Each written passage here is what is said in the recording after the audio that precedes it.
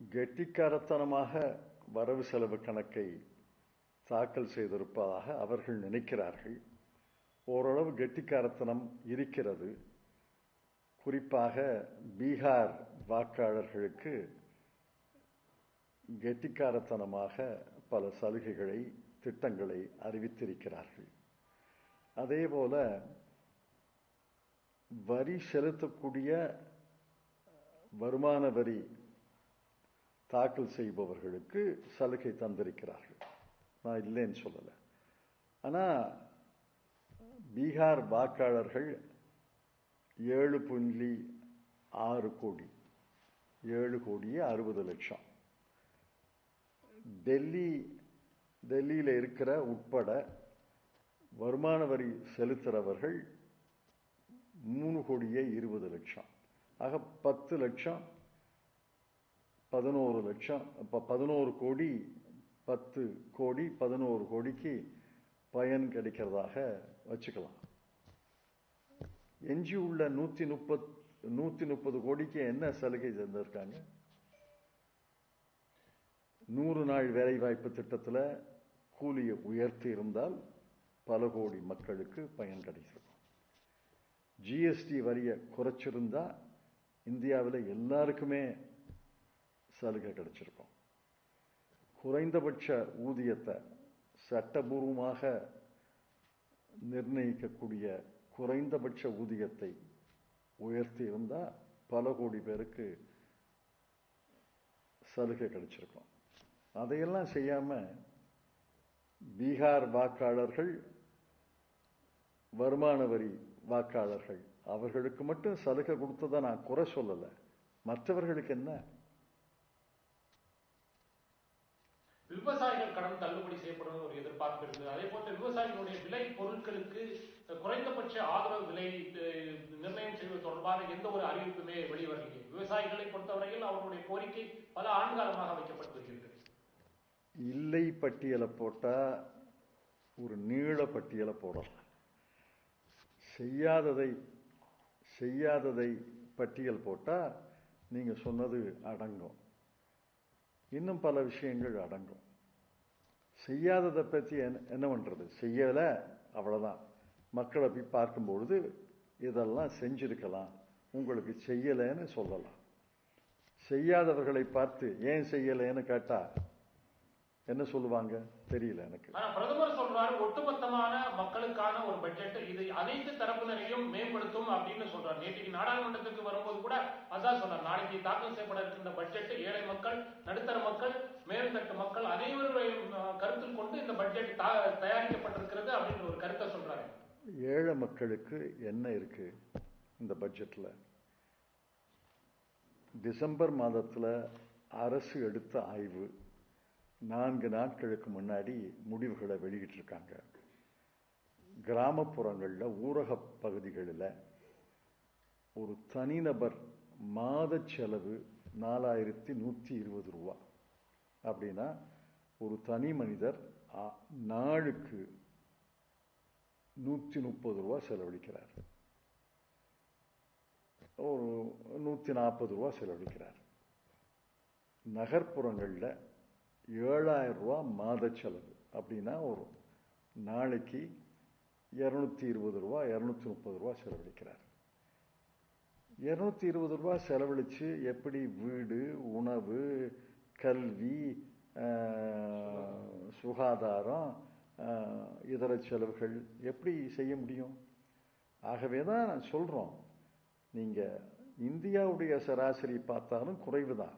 ஆனா கீழ்பாதி 50%, அதுலயும் கீழ்பாதி 20%, 25% ஏழைகள் இருக்காங்க. அவங்களும் ஜிஎஸ்டி கட்டுறாங்க. வருமான வரி கட்டுறவங்க மட்டும்தான் வரி கட்டுறாங்கன்னு நினைக்கிறது.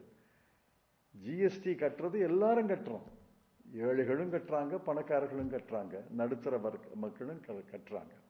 ஆக ஜிஎஸ்டியை வெட்டி இருந்தா, ஜிஎஸ்டியை குறைச்சிருந்தா எல்லாருக்கும் பலன் கிடைச்சிருக்கும். எல்லாரும் பெட்ரோல் போடுறாங்க, டீசல் போடுறாங்க.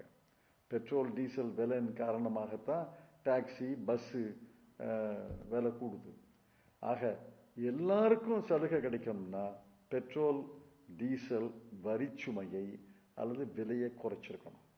ஜிஎஸ்டி வரியை குறைச்சிருக்கணும். குறைந்தபட்ச ஊதியத்தை உயர்த்தி இருக்கணும். 100 நாள் வேலை வாய்ப்பு திட்டத்தில் நாள் கூலியை உயர்த்தி இருக்கணும். இதெல்லாம் செஞ்சிருந்தா பெரும்பகுதி மக்களுக்கு சலுகை கிடைச்சிருக்குன்னு சொல்லலாம். இப்ப அப்படி சொல்ல முடியலையே. ஏன் பெட்ரோல் டீசல் அந்த விலைகளை குறைப்பது தொடர்பான நடவடிக்கைகளை மத்திய அரசு எடுக்க தயக்கம் காட்டுகிறது? தயக்கம் காட்டுறதுன்னா அது தெரிஞ்ச விஷயம் தானே. அவர் பெரிய வருமானம் வருது. அல்ல, ஆயில் கம்பெனிகளுக்கு, எண்ணெய் கம்பெனிகளுக்கு பெரிய வருமானம் வருது. அரசுக்கு பெரிய வருமானம் வருது. அந்த வருமானத்தை எப்படி இழப்பாங்க? அது அமுத சுரபி மாதிரி நாள்தோறும் வந்துட்டு இருக்குல்ல.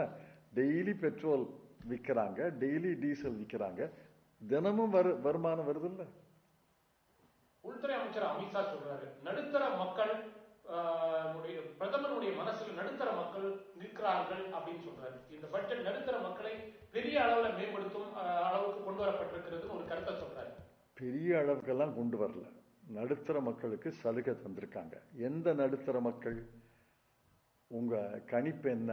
இந்தியாவில் நடுத்தர மக்கள்னு எடுத்துக்கொண்டா, இந்த மிக மிக பெரிய பணக்காரர்களை விட்டுருங்க, நடுத்தர மக்கள்னு எடுத்துக்கொண்டா எவ்வளவு தாராளமாக கணித்தாலும் 30% தான்.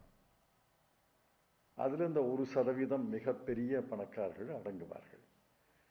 70% நடுத்தர மக்கள் அல்லவே. 70% ஆங்கிலத்தில் லோவர் மிடில் கிளாஸ் சொல்றோம். நடுத்தர மக்களுக்கு கீழே இருக்கிறவங்க அல்லது ஏழை மக்கள் தான் இருக்கிறாங்க. நடுத்தர மக்கள்னு உள்துறை அமைச்சர் சொன்னதை உண்மை என்று வைத்துக் கொண்டால் கூட 30% மக்களுக்கு தானே சலுகை.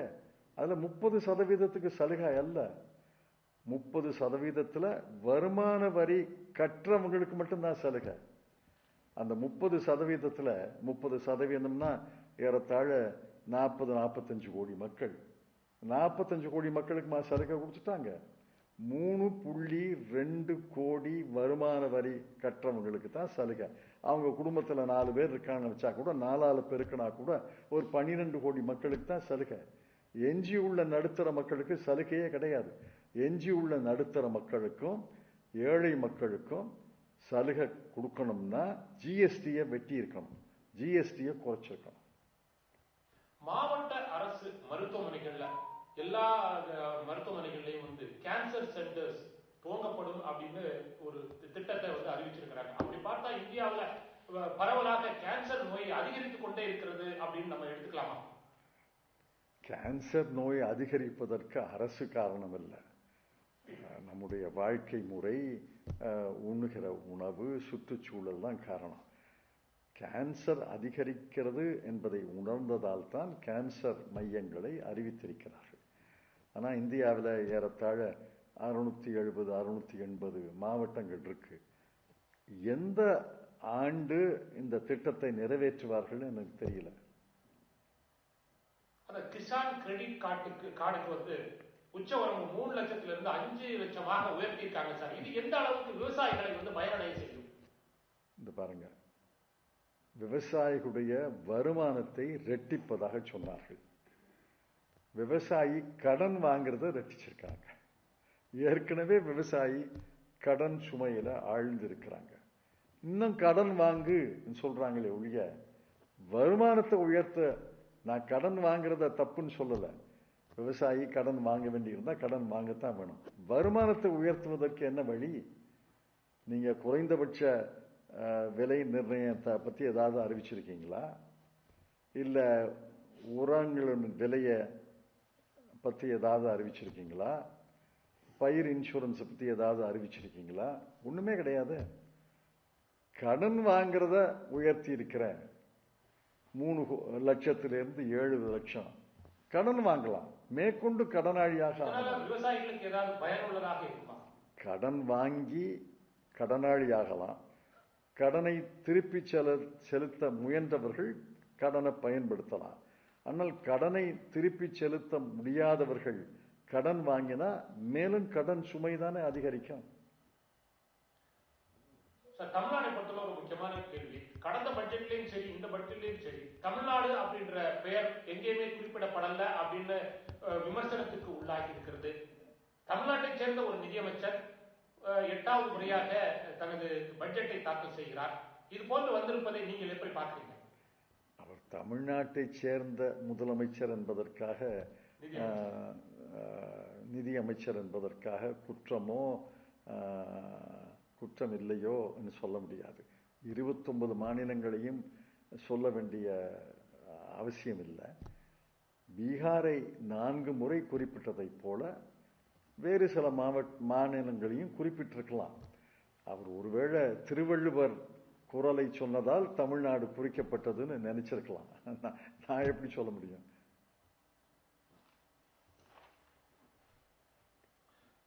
அதே போல நீங்க நிறைய முறை பட்ஜெட்டை தாக்கல் பண்ணிருக்கீங்க, பட்ஜெட்டை தயாரித்து தாக்கல் பண்ணிருக்கீங்க. பட்ஜெட் தயாரிப்பதில் எப்படி சார், எந்தெந்த முக்கியமான அம்சங்கள் அந்த பட்ஜெட்ல இடம்பெற வேண்டும் அப்படின்னு நிதியமைச்சராக இருந்து நீங்கள் எப்படி அதை? அதெல்லாம் பேட்டியில சொல்ல வேண்டாம். பட்ஜெட்டை எப்படி தயாரிப்பதுன்னு வகுப்பா நடத்துறான். வருமானத்தை கருத்தில் கொள்ள வேண்டும், செலவினங்களை கருத்தில் கொள்ள வேண்டும், முதலீடுகளை கருத்தில் கொள்ள வேண்டும், கடன் சுமையை கருத்தில் கொள்ள வேண்டும். இதையெல்லாம் அனுசரித்து தான் ஒரு பட்ஜெட்டை தயாரிக்கிறோம். ஆனால் இது நேரடி பேட்டி தானே ஒழிய வகுப்பு இல்லையா, அதெல்லாம் விட்டுருங்க. மத்திய அரசு கொண்டு வந்திருக்கின்ற 2025-26 ஆண்டுக்கான இந்த பட்ஜெட்டை நம்பி டெல்லி மக்கள் பாரதிய ஜனதாவுக்கு ஓட்டு போட்டு அவங்களை ஆட்சியில் அமர்த்துவாங்க. ஏன்னா 25 வருஷமா அவங்க ஆட்சியில வர முடியல. டெல்லியில இருக்கிற வாக்காளர்கள் எல்லாரும் வருமான வரி கட்டுறாங்கன்னு நினைக்காதீங்க. மொத்தம் வருமான வரி கட்டுறவங்க 3.2 கோடின்னு சொன்னேன். அதுல டெல்லியில அதே சதவீதத்தை வச்சா டெல்லியில ஒரு சில லட்சங்கள் பேர் இருப்பாங்க. அந்த சில லட்சம் பேர் மகிழ்ச்சியாக வாக்களிக்கலாம். எனக்கு தெரியல. ஒரு அம்சத்துல யாரும் வாக்களிப்பது கிடையாது. பல அம்சங்களை கருதில் தான் ஒருத்தர் வாக்களிக்கிறார்.